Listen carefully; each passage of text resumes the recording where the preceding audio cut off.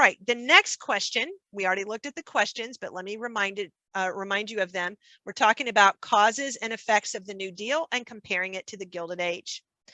All right, so if we look at my answer here, looking at the cause of the New Deal, the persistence of the Great Depression is what this student has said caused the New Deal. The persistence of the Great Depression due to failed efforts by President Hoover led to support for the New Deal programs.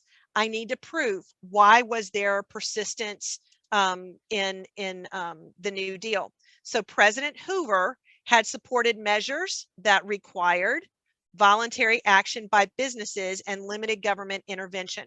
Okay, so now I've given my example, my evidence. Hoover didn't get involved in this.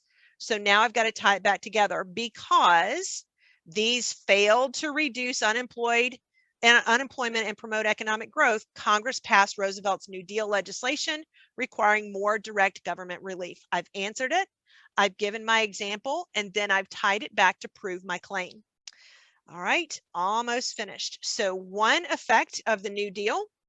So this was a cause, here's an effect. An effect of the New Deal legislation was the federal government's growing transition to modern liberalism. We talked about that earlier today by establishing more social welfare programs. So I've got to prove that the effect here was that there was more social welfare and growing modern liberalism. One such program from the New Deal is the Social Security for retired Americans. So there's my example, but now I've got to explain, how does this show an effect?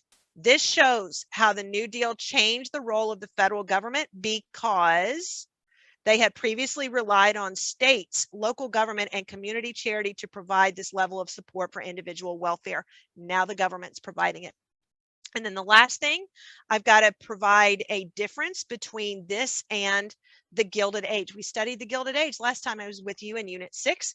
One difference between the Gilded Age and the 1930s government approach to economics is how much regulation was placed on business. So now I've got to make this comparison. I've got to show evidence from the Gilded Age and evidence from the 1930s. So during the Gilded Age, the government followed more of a laissez-faire approach, but I've got to define that with very little restriction on business, which resulted in large monopolies like Standard Oil.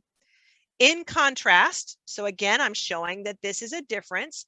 The government passed laws in the 1930s to regulate business competition and pay workers a minimum wage. So I think these students did a great job in answering these questions. So I hope seeing that and planning out how this all comes together has helped you today. So let me come back and we will wrap it up, our time together.